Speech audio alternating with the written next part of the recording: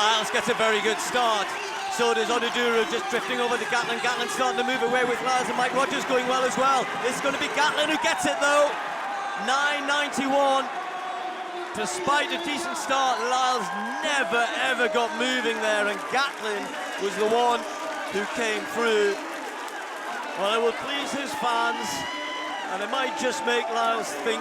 He's talked a lot about, I'm only doing the 200 unless I could really show I can compete with the 100-meter men, unless I can run really fast. Well, he's just been beaten by a 37-year-old. It wasn't one of Lyles' best runs, I have to say that. But Gatlin, another win, and well, he keeps winning at this stage.